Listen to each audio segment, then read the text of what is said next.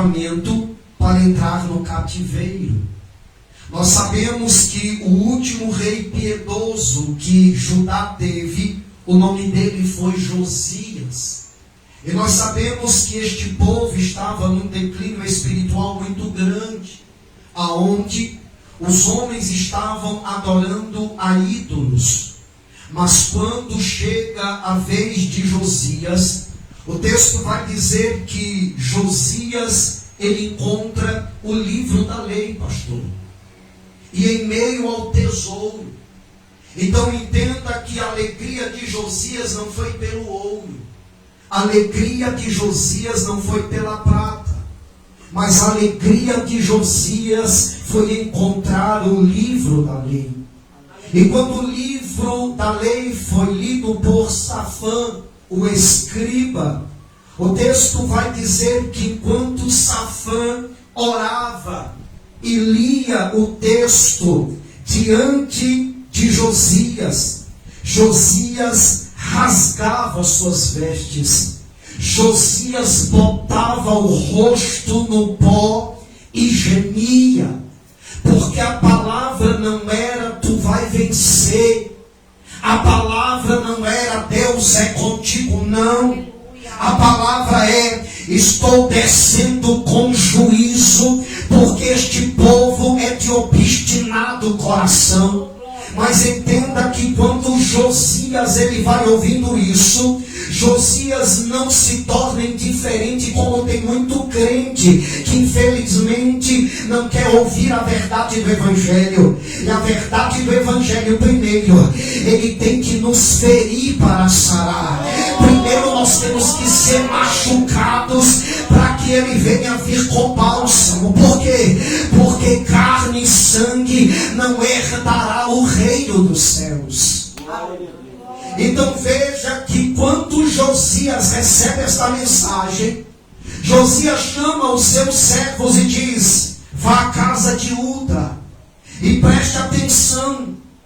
Uda, ela era uma profetisa, mas Uda, ela não morava na parte de cima da cidade, ela morava na parte inferior.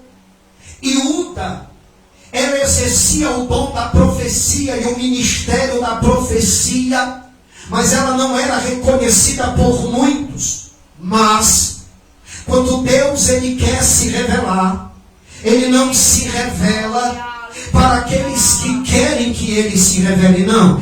Deus vai se revelar para quem está na posição para receber a revelação. Então entenda que eles não vão à casa de um profeta, eles não vão à casa de um sacerdote, eles vão à casa de uma profetisa. E tem mais, esta profetisa, ela cuidava da roupa dos sacerdotes, mas quando eles chegam, oh glória, e eu gosto disso aqui, pastor, por quê? Porque quando eles estão entrando na casa de Uda,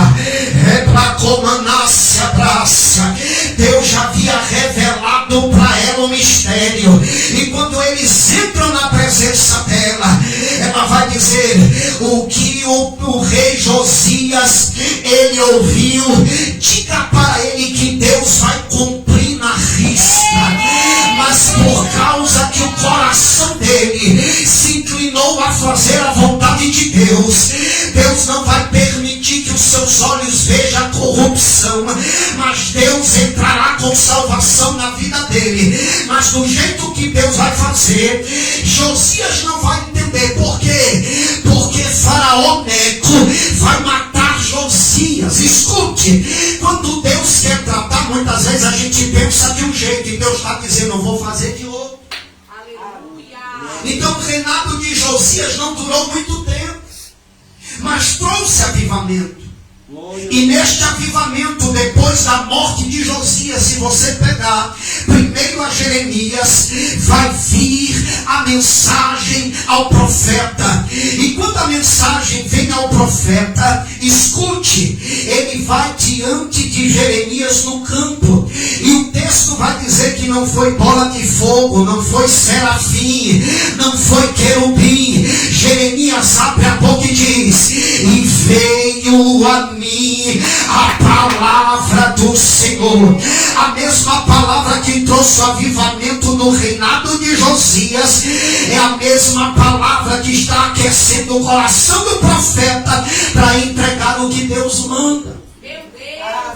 Então veja que quando a palavra vem, o Senhor chama Jeremias, leva ele a um campo e diz: Jeremias, o que tu vês? E Jeremias diz: eu vejo uma vara de amendoeira. E o Senhor: viste bem, porque eu velo para se cumprir a minha palavra. E por que o Senhor está falando isso? Não é só pelo fato de Jeremias pregar a mensagem, não. É pelo fato da chamada. Porque o Senhor vai dizer: eu te escolhi, foi desde o ventre da tua mãe, e eu já te entreguei às nações como profeta. Glória a Deus. O diabo, ele pode se levantar de qualquer jeito, mas quem tem a mensagem, Deus está dizendo: vai entregar.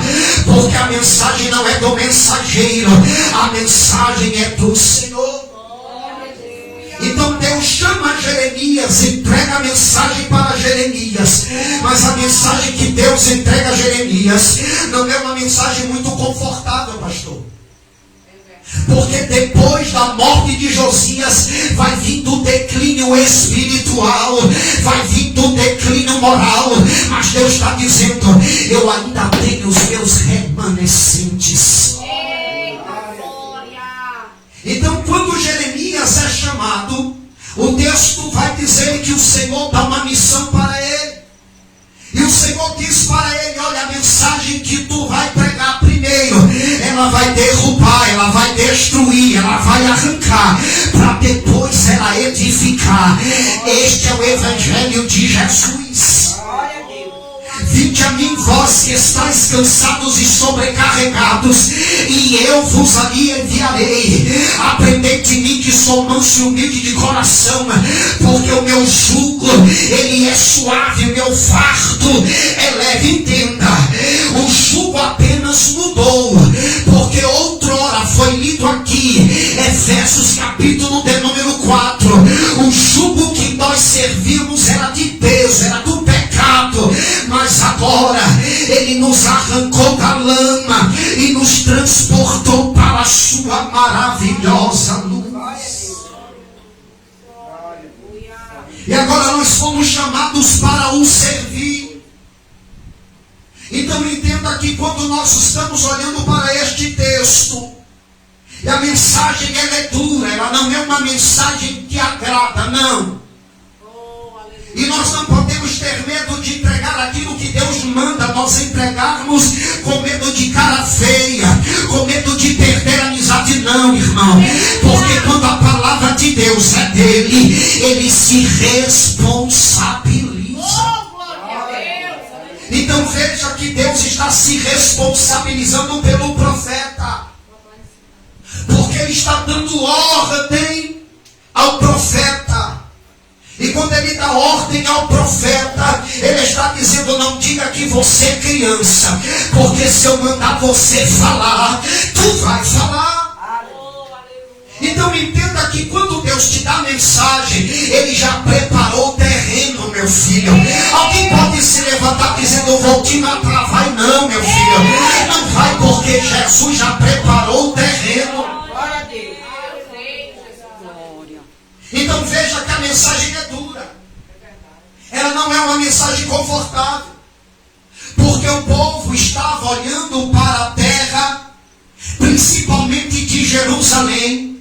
O templo ainda não tinha sido queimado, porque Nabucodonosor não havia entrado. Mas o povo estava confiando no Egito.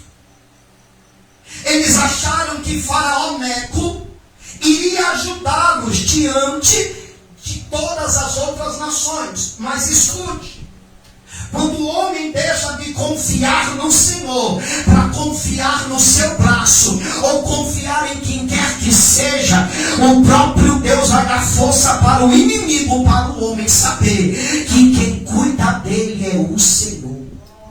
Então veja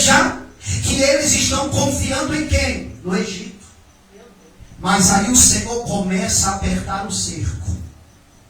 Porque diante de tudo o que está acontecendo, eles estão no templo dizendo: templo do Senhor. Templo do Senhor. E eu abro um parêntese do meu tamanho para dizer para você: não confie no templo feito por mão humana. Não confie apenas em vir e frequentar a igreja. Não, isto aqui vai passar. Mas se você vem aqui na intenção de adorar, se você vem na intenção de fazer a vontade de Deus, de andar em santidade, e eu abro um parêntese novamente do meu tamanho para dizer: todos nós somos falhos, todos nós somos imperfeitos, mas quando nós deixamos Ele nos moldar, quando nós deixamos Ele nos modelar, Ele vai nos colocar do tamanho que Ele quer. A passa, a lapacomanaiatéria, vai doer, vai apertar, vai, mas quando Ele te colocar do tamanho que Ele quer, Ele vai derramar da medida, Ele vai derramar da presença, Ele vai derramar do seu poder.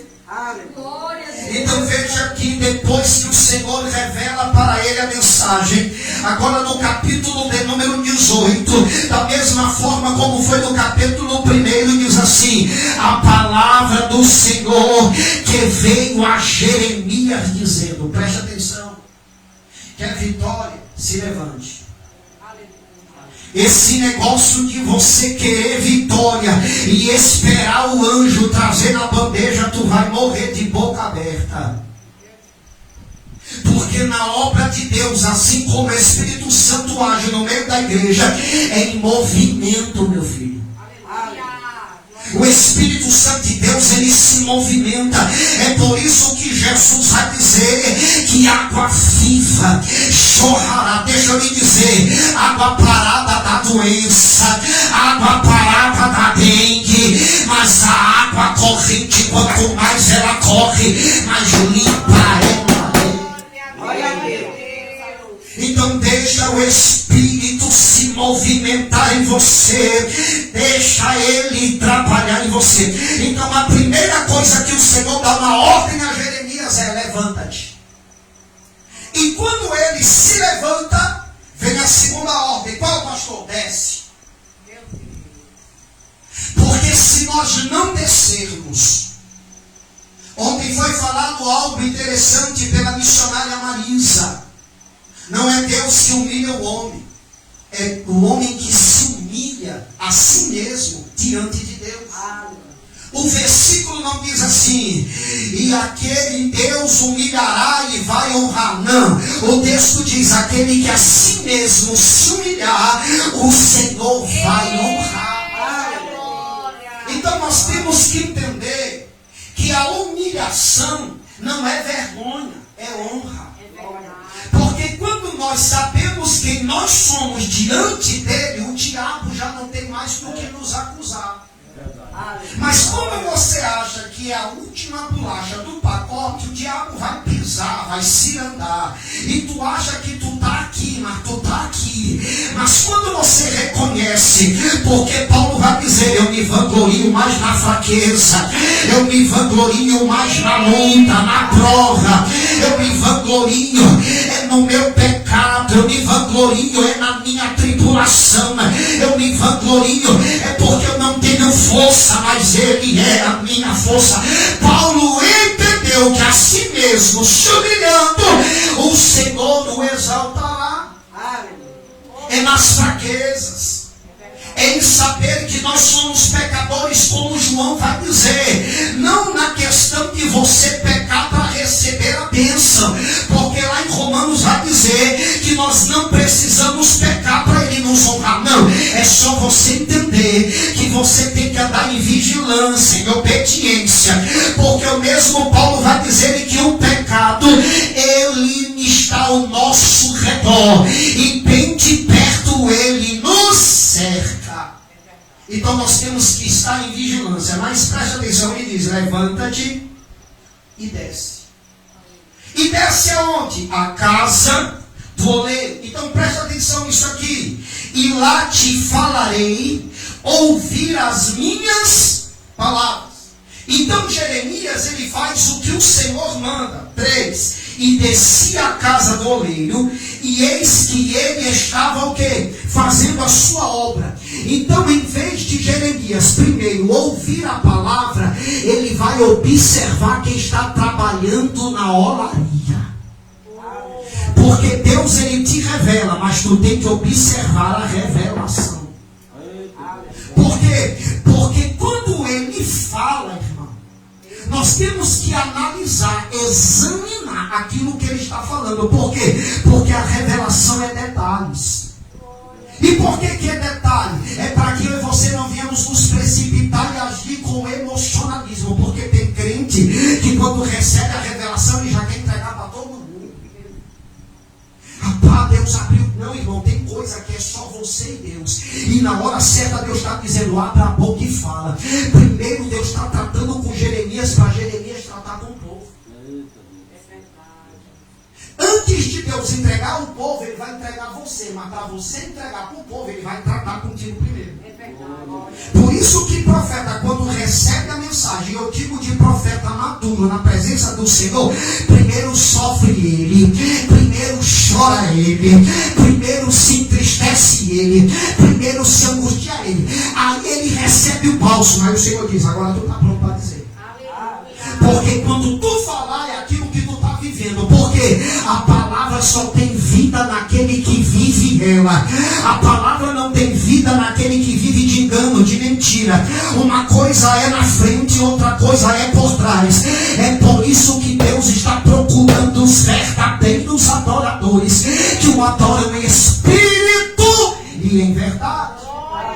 Então o Senhor disse, levanta-te e desce. Ele desceu e ele viu que o oleiro estava trabalhando aonde? Sobre as... Versículo 4. Como o vaso que ele fazia de barro, isso ele está vendo. Deus não está falando com ele ainda, com a voz nítida diante dele pela palavra. Ele está observando. Aí ele observa o oleiro trabalhar, mas ele observa que o vaso que ele fazia, presta atenção, o vaso não estava pronto. Ele estava fazendo o vaso. Então inclui que ele estava com barro querendo o quê? Moldar o vaso. Então entenda que é melhor você ser moldado e se quebrar na mão do oleiro do que você achar que está preparado e ser quebrado na mão do mundo. Porque tem crente assim, que ele acha que está pronto e ele diz, não, Deus já me chamou. Ele vai lá para fora, toma um ataque e é perigoso nem voltar. Mas aquele que se quebra e sabe que ele está sendo quebrado para que Deus venha usar ele com perfeição, ele não fica zangado quando não lhe dá oportunidade, ele não fica zangado quando alguém não diz o nome dele, ele não fica zangado quando alguém não honra ele, não, porque ele sabe que ele está ali na olaria. Agora quando se zanga, não me chamar, Deus está dizendo, não, tá bom ainda, tem que ser amassado. Não é assim? Aí ele vê, o vaso estava ainda sendo feito, mas ele vê que o vaso se quebrou. Na mão de quem? Do oleiro. Mas quando quebra na mão do oleiro, o oleiro não deixa de quê? Trabalhar. Tornou a fazer em obra. Tu se quebra aqui, mas tu não fica com cargo, porque ele vai continuar trabalhando. Dói, dói. Mas aquilo que foi quebrado está sendo aperfeiçoado por ele. Então não te precipite em sair da mão do Senhor. Deixa ele te amassar. Aí ele está lá. Aí o texto diz, tornou a fazer dele outro vaso, conforme o que pareceu bem aos seus olhos fazer. Não é ao teu, é o dele.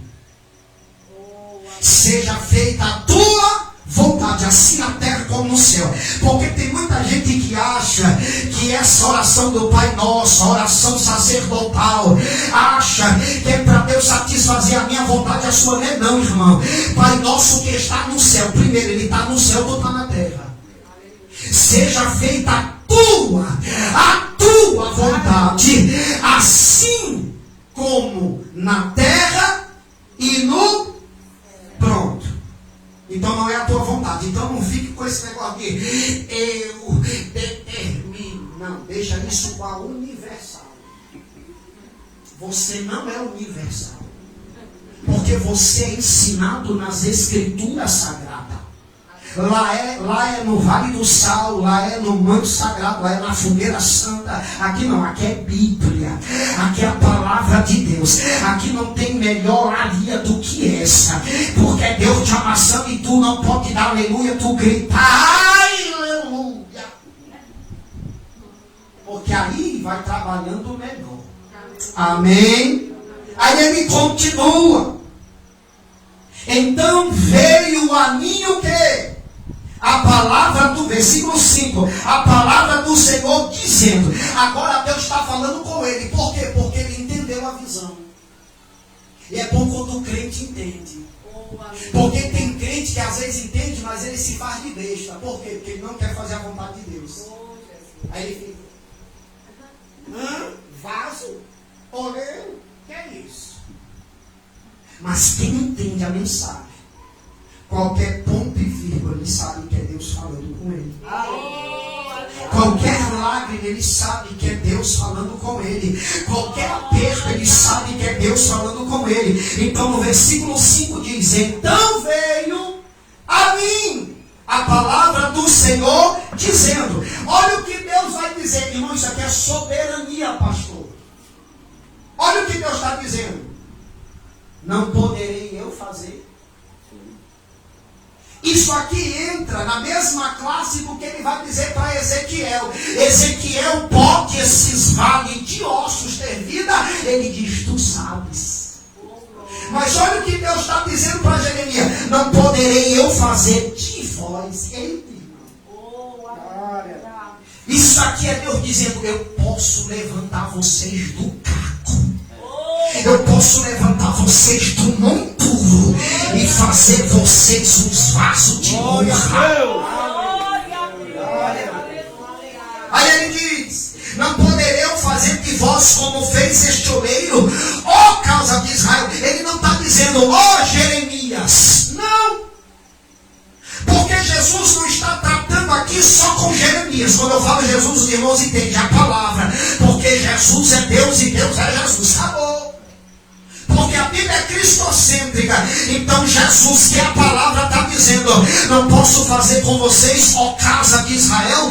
Por quê? Porque ele está dizendo, não é porque tu tem a mensagem de Jeremias que tu é especial. Se tu não está também na linha, eu te quebro, eu te amasso. Oh, aleluia. Porque tem aquele que recebe a mensagem e acha que a mensagem é minha. Não é tua não. Não é minha não. Porém, irmão, é uma coisa assim que o nosso começo de caminhada é uma coisa muito séria, né, pastor? Porque quando Deus vai revelando, a gente se acha meu. Recebi. Aí Deus diz, calma, meu filho. A mensagem não é tua, é minha.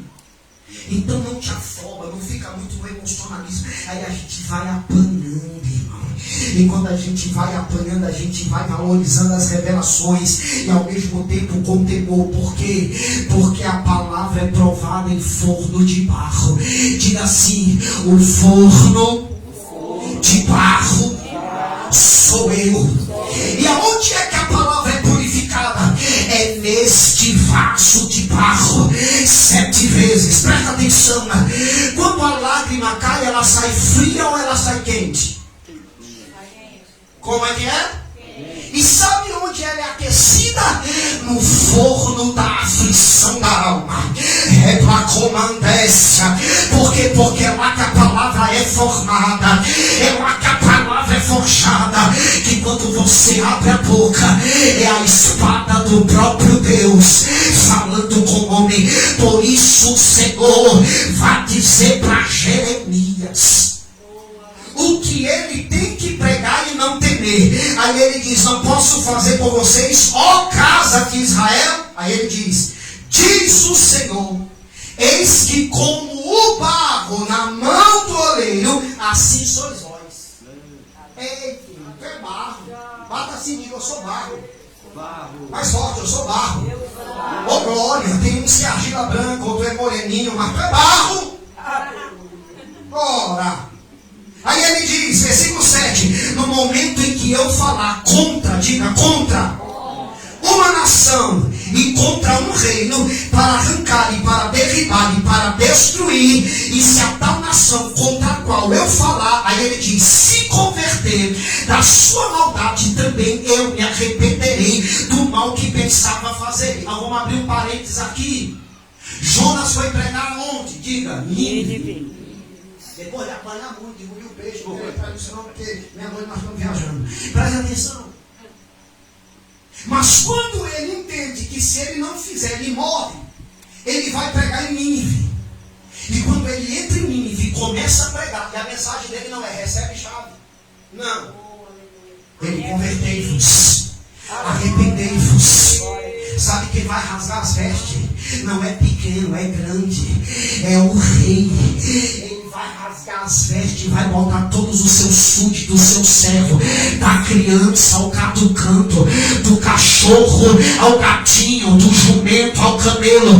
Todos jejuaram, porque ele disse, talvez haja esperança para nós. E calapassubi e calapai, porque eles entenderam que o Deus que Jonas estava pregando era o Deus que criou os céus, era o Deus que criou a terra. Então entenda que eu trago isso aqui como uma referência, porque o Senhor diz, essa nação que eu disse que eu vou arrancar, que eu vou derrubar, e se eles se converterem, eu não vou trazer o mal, mas eu vou sarar eles. Eita. Aí ele continua, versículo de número 8. E se a tal nação contra a qual eu falar se converter da sua maldade, também eu me arrependerei do mal que pensava em fazer. E no momento em que eu falar de um agente e de um reino para o edificar, preste atenção, isso aqui é um paradoxo, para que você entenda que o Senhor, ele não tem o que? Diga, ele não tem parcialidade, ele não é parcial, meu filho. Ele é imparcial. Deus não tem queridinho. Davi é segundo o meu coração, mas Davi se arrependeu para que o Senhor revelasse isso, porque ele expôs o pecado de Davi para Davi não ir para o inferno. Então glorifique a Deus quando Deus levantar alguém para expor aquilo que está no oculto, porque é Deus trazendo para você a oportunidade de você confessar, deixar e alcançar a misericórdia para a salvação. Porque tem uns que acham que é melhor mudar de igreja do que mudar de caráter. Quando a pancada vem e diz, esse pastor aí é muito bruto, aí vai para outra igreja que o pastor é prostituto, adúltero e passa a mão. Por quê? Porque só quer a lã e só quer a gordura. Então entenda, irmão, que aquele que ama a alma, ele não muda a mensagem para agradar, a mensagem é a mesma. Ela entra rasgando, ela entra ferindo, mas ela traz o quê? Ela traz salvação para o espírito, ela traz salvação para a vida. Glória a Deus, aleluia. Aí ele diz, e no versículo 9, e no momento em que eu falar de um agente, de um reino para edificar e para plantar, se ele fizer o mal diante dos meus olhos, não dando ouvidos à minha voz, então me arrependerei do bem que tinha dito que lhe faria. Outro exemplo, Eli. Havia uma promessa sobre a casa de Eli, sim ou não? E era perpétua, porque o Senhor fez através de Arão. E quem foi que chamou Arão para o sacerdócio? Diga, Deus. E Deus não passa por cima da sua palavra, sim ou não? Quem estabeleceu a hierarquia foi Deus. No entanto, Deus só vai matar Arão depois de tirar a estola sacerdotal. Porque Deus, ele prioriza aquilo que ele mesmo determinou. Por isso Paulo vai dizer, nós podemos ser infiéis, mas ele permanece fiel, porque ele não pode negar a si mesmo. E por que não pode negar? Porque ele é a palavra. Então Eli fez o que era errado aos olhos do Senhor. Aí o Senhor levanta o profeta e diz assim, tal coisa horrenda não vou fazer. Coisas que eu prometi a você, eu vou passar distante, eu não vou fazer isso. Eu estou arrependido ungido, de ter colocado como sacerdote. E o que Deus fez? Matou Eli e matou Ofni e Finéias. Porque Eli caiu e quebrou o quê? Diga, pescoço. Então entenda, Deus não tem parcialidade, Ele vela para se cumprir a sua palavra. Sabe o que Ele vai dizer para Ezequiel, capítulo de número 3? Quando o justo cair da sua justiça, eu não vou trazer a memória do que ele fez lá atrás. Porque tem gente que diz, não, mas lá atrás eu era o cara, lá atrás eu era a fêmea. E Deus diz, não, meu filho, eu não trago nada do passado, tudo se fez novo. Ezequias só tem a sua saúde restaurada quando ele reconhece que não é mais o mesmo. Mas ele vai lá atrás e diz, lembra, Senhor, quando eu andava diante de ti com interesse de quê? Coração. Aí o Senhor vai e sara quem? Ezequias, para mostrar o quanto ele é misericordioso, mas diante do arrependimento de todo o coração. Vamos lá, versículo de número 11. Ora, pois, fala agora aos homens de Judá e aos moradores de Jerusalém, dizendo, assim diz o Senhor, eis que eu estou forjando o mal contra vós. Eita. Isso aqui ninguém quer pregar, porque aqui não é o diabo. É Deus que está falando. Eita, o mal está vindo, o diabo não é não, irmão. O Senhor está dizendo, eu estou trazendo para vocês e forjando contra vocês o mal. Mas presta atenção, o mal que Jesus está aqui promovendo não é o mal maléfico. Aleluia. Não é o mal por causa do pecado, é o mal para juízo. Porque o mal para juízo fere, mas não mata. Por que não mata? Porque esse juízo aqui é para que o homem caia em si e se arrependa. Agora, se ele não se arrepender, o mal que ele fez cairá sobre ele. Por quê? Porque o salário do pecado é o quê? É a morte. Deus só entra com a sentença. Mas a alma que se arrepender, esta será salva. É por isso que ele vai afirmar que o pecado da mãe não cairá sobre o filho. Mas a alma que pecar, esta o quê? Morrerá. Então, mãe, pai que está aqui, já criou o filho, está galalau, e você acha que pelo fato dele desviar, você teve algum problema com isso. Mas se você sempre educou na presença do Senhor e ele resolveu dar uma voltinha lá fora, escute o que eu vou lhe dizer. Não permita que o diabo te oprima, não permite que o diabo te acuse. Por quê? Porque você fez o papel como mãe, você fez o papel como pai, sacerdote de casa, ensinando. Agora, se não quer seguir, é ele, Deus. É verdade. Porque tem gente que diz,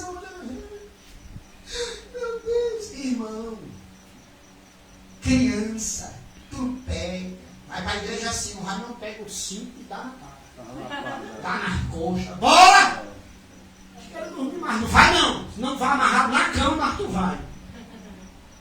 Mas quando já tem uma idade adulta, preste atenção, que eu vou dizer aqui, sua casa, ela não é lugar para prostituição. Aleluia. A sua casa é um lugar de santidade. Glória a Deus. Quer prostituir, andar desse jeito? Meu filho vai trabalhar, alugue uma casa e morra no pecado para lá.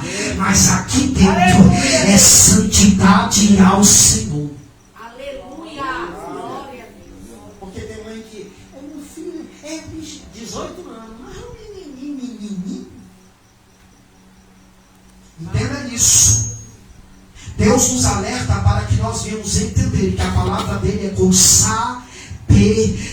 E você sabe como é que Deus ele trata comigo e com você através da palavra. Ela vai entrando e nós vamos nos examinando como nós estamos. Porque Deus não fala ventilador. Deus não fala porta, ele fala vidas. Ah, é para quem não veio, não é para quem está aqui. Glória a Deus. Então vamos lá. Aí ele continua. Estou forjando o mal contra vós e projeto um plano contra vós. Aí ele diz, convertei-vos, pois, agora, cada um do seu mau caminho, e melhorai o vosso caminho e as vossas ações. Então veja que o mal a qual ele está forjando é para que o homem caia e se diga, agora eu vou me converter. temos que é remorso. Sabia? Chora, mas não tem arrependimento. Aí passa, né? A foice, tira só um negócio de direita, por pouco. Aí volta tudo de novo. Só que a casa, quando é adornada, Jesus vai dizer que a guerra é tão grande que sai um e chama mais 7. E o estado daquele é pior do que o primeiro. É por isso que tem crente que você ora, expulsa demônio, aí você passa uma semana, um mês, ele volta, ele está pior, porque ele não tem compromisso com a palavra. Ele não pode ouvir um Pablo. Ele ouve um Pablo e já pensa, né, na bebida, já pensa na prostituição, já pensa no chifre, aí fica. Não, irmão, quem é convertido, ele pode ouvir o que for. Aleluia. Mas dentro dele, irmão, há uma certeza. Eu não sou. Glória a Deus. Hoje nós estávamos nos açudes, irmão. Só pescou um peixe, a coitada da irmã Ana Paula. Mas eu disse algo lá, eu digo, irmão, sabe por que os peixes não estão saindo aqui? Porque está tocando o Pablo, irmão. Os peixes estavam em depressão, irmão, nem para comer isca. Ele só ficava apanando. Falei até para Ramério, não foi, meu filho? Eu digo, é por causa, não foi, meu amor? É por causa, ele está tocando o papo. Eu já estava irritado, eu estava para quebrar uma fala, mas era minha. Eu digo, irmão, eu já estou agoniada. Aí, agoniada, a irmã do rei, é verdade, pastor, essa música. Eu digo, Jesus, vamos embora. E nós fomos. Espantou os peixes. Nem os peixes. Versículo 12. Mas eles dizem, não há esperança, porque após as nossas imaginações andaremos, e fará cada um segundo o propósito do seu malvado coração. Irmão, então quando você lê o livro de Jeremias, não fica com pena do povo, não. Era um povo incircunciso, era um povo rebelde. 40 anos de mensagem, ninguém se converteu, mas foi tudo para o cativeiro. Vamos lá, 2 Coríntios capítulo 4, para nós encerrar. Aleluia. Eu estou com saudade de vocês. Escute, 2 Coríntios capítulo 4, versículo de número 8. Versículo de número 7. Temos, porém, este tesouro em quê? Em quê? Glória a Deus. Em vasos de barro, para que a excelência do poder seja de quem? De Deus, e não de nós. Então é necessário amassar, para você não achar que o poder é seu.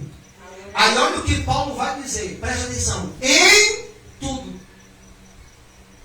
Em tudo. Não é em parte, não é em lugares ou etapas, não, ele está dizendo, em tudo, nós somos o quê? É o quê? Atribulado. Essa palavra no grego original, atribulado aqui, é a mesma coisa que você pegar a palha e desfazê-la para tirar de dentro dela o que? Diga, o trigo. Então esse atribulado é o depulho do trigo tirando da palha. Então, atribulado aqui é isso que você mesmo está entendendo. Tu vai ser amassado. Jesus vai te pegar e vai fazer assim, ó, para o quê? Para que venha a essência do que é bom. A palha vai embora. É queimada no fogo, é o velho homem. Mas o trigo é a nova criatura. Para tu servir ao Senhor, esse velho homem, essa velha mulher tem que morrer. Mas se tu ficar, que eu gosto disso aqui.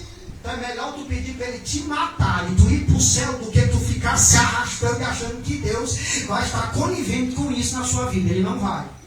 Porque ele vai dizer, em tudo somos mas não angústia. Eita, irmão, essa tribulação não traz a nós angústia. A tribulação que nos traz angústia é o pecado. É por isso que tu vê crer na tribulação, mas não é prova, é pecado. Está colhendo aquilo que plantou. Então não vê, irmão, vamos ajudar o irmão. Tu já orou perguntando para Deus por que ele está naquela luta? Porque tem coisa, irmão, que é pecado e ele vai ter que passar por aquilo. Não queira ser eu e você o bom pastor, porque o bom pastor é na Bíblia, diz que é só Jesus. Você paga junto. O que o jovem rico disse para Jesus? Bom mestre. Jesus olha para ele na lata. Bom só tem um, é Deus. E por que Jesus disse aquilo? Porque Jesus naquele momento estava em submissão ao que é a palavra. Jesus, como homem, está dizendo: eu estou debaixo de ordem, então bom é ele. Se eu estou de pé, é porque ele me sustenta. Então bom é só ele. Então entenda que se vem algo de bom de mim e de você, é dele, do Pai das luzes. 4 minutinhos só e eu termino. Vamos lá. Não, meu filho, não. Negócio aqui para nós. Vamos aqui. Olha com isso. Entendeu? Em tudo somos atribulados, mas não angus. Perplexo. Porque na prova tu fica perplexo, irmão. Tu é humano. Tu fica apreensivo. Meu Deus, e agora? Vem de onde? Mas o que ele vai dizer? Mas não desanimar. Combustível na vida de crente é prova. Não sempre, meu irmão, que tem que ter um alívio, pelo amor de Deus. Só prova outro dia. Deus me mata e leva logo. Elias disse: me mata! E ele disse: não tem como te matar ainda, tem muita coisa a fazer. Come desta comida e anda. E ele andou de novo 40 dias e 40 noites para o quê? Para cumprir a vontade de Deus na vida dele. E Elias foi para onde? Diga, para o céu. Para o céu. E tu sabe como que Elias foi para o céu? Diga, subindo. Elias não viu a morte. Eita. Então é melhor tu ser sustentado na presença de Deus, tu ficar perplexo e para debaixo de um zimbro e dizer: morte me leve. Deus diz: ainda não é o tempo, mas no meu tempo tu não vai ver a morte, tu vai ver a minha glória. Glória a Deus. Amém? Glória a Deus. Versículo de número 9. Perseguidos. Isso aqui é vida de crente. Não aguento mais esse povo me perseguindo. Vai perseguir mais, meu filho. Vai. Enquanto você se aproximar cada vez mais da luz, as trevas vão querer te abafar. Só que a palavra de Deus diz que as trevas não resistiram o quê? A luz. Porque onde a luz chega, o diabo cai, as trevas caem. Não é que eles não vão nos atacar, vão, mas a palavra do Senhor diz que se eles vierem por um caminho, por 7 eles vão ter que correr. Quem é de Deus, diga: o maligno não toque. Não toque, irmão. Não toca, porque tu é guardado e selado pelo Senhor. Aí ele diz: perseguidos, mas não desamparados, abatidos. Eu creio que tem que ter abatido. Uma vez tu está cansado, teu rostinho está assim, a pessoa olha para ti e diz: eita, uma prova está grande. Só que ele diz: mas não destruídos. Tem dia que tu vai para a caverna, meu filho. Tem dia que tu tem que se esconder, senão o diabo te mata. E é o próprio Deus dizendo: se esconde. Porque tem gente, irmão, que Deus está te levantando e te usando, e tu está lá se desgastando, falando. E tem gente que, em vez de tomar vergonha na cara e se converter, não quer te matar, quer falar mal de ti. Isso cansa, irmão. Se desgastar pela obra cansa. Mas quem renova as nossas forças é o Senhor. Aí Deus diz assim: ei, para de pregar essa certa palavra, te cala, porque agora vai começar o tratamento. Aí vão fazer igual a Ezequiel. Fala aí, Ezequiel, uma palavra. E Deus diz: escolhi o teu paladar, e tu só vai falar quando eu mandar. Vou te amarrar numa corda, e sou eu que vou te guiar. Eles vão atrás de ti agoniado. Fala aí, Ezequiel, mas tu vai ficar calado. Tem dia, irmão, que tu vai ficar caladinho e as pessoas vão querer ouvir uma palavra, mas Deus está dizendo: não abra a boca. Porque quando o profeta cala, o juízo está virando a esquina. Para mim finalizar, versículo 10.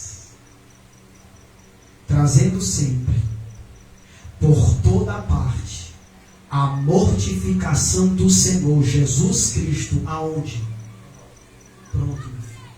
o teu corpo não serve para nada. Isso aqui vai te matar. Se você começar a enchê-lo de vaidade, você começar a encher ele daquilo que ele gosta, daquilo que ela gosta, ele te mata. Mas quando você traz a mortificação, preste atenção, a morte dele na cruz, é para que a minha carne, a tua carne morra e o Espírito dele em nós nos vivifique. Quem anda no Espírito não satisfaz a carne. É por isso, irmão, que nós estamos vivendo um conflito, e é muito grande. Por quê? Porque tem crente, irmão, que não tem discernimento. Ele acha que a presença de Deus é no meio da multidão. Ele vê esses eventos grandes e pode ver, irmão. É tanto político envolvido. Eles vão fazer um show pirotécnico. Vão botar, irmão, palanques e palanques, jogo de luz. Aí tem gente que não se admira pelo humilde, pela presença. Porque não é isso aqui que enche os nossos olhos, mas é aquilo que se é feito aqui. Porque quando a presença desce lá em Isaías 6, amém? Isaías 6 não, lá em 2 Crônicas, capítulo de número 6 e 7, você vai ver que a glória entra dentro da onde? Do... Só que uma coisa o Senhor diz para Salomão: se tu andares na minha presença, a minha glória permanecerá. Mas se tu desobedecer, aquilo que é aparente, que os outros estão vendo pelo lado de fora, será ruína. Porque o templo só era templo por causa da presença. Aí vem Ageu dizendo: vocês lembram lá do passado, mas deixa eu dizer para vocês, aquela glória maravilhosa, deixa eu dizer para vocês, Deus poderia fazer muito bem isso aqui. Por quê? Porque Ele é o dono do ouro e da prata. Se Ele quisesse, Ele dava para vocês, vocês construiriam um templo mais bonito do que aquele. Mas o poder da glória não está nem no ouro e nem na prata. Aí Ageu abre a boca e diz: mas a glória desta última casa será maior. Ele não fala da aparência exterior, mas ele fala da glória. Quem é este? Este é o Rei da glória. Abri as vossas portas, abri os vossos portais, porque entrará o Rei da glória. Quem é o Rei da glória? Jesus Cristo de Nazaré, sentado no jumentinho, humilde, pastor. E o povo esperando um príncipe com a espada e coroa, dizendo: eu sou Messias.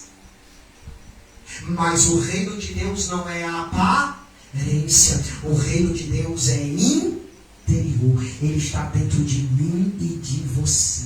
Então não se encante quando você vê essas coisas glamurosas e você pensa: eita, trouxe o pregador fulano de tal. Aí quer dizer que tu só entra no mistério quando é o pregador fulano de tal. Quando é o teu pastor que dedica a sua vida orando, gemendo. Quando é um pregador que você conhece a conduta, que você sabe o testemunho. Quando abre a boca, tu abre a boca também para dar som. Mas quando é um prostituto, um adúltero, mas só porque tem a voz, tem o domínio, né, da oratória, é porque no grego é tu tá... Valoriza o que é simples, mas o que tem poder, porque ele está afirmando para que a vida de Jesus se manifeste também em nossos corpos.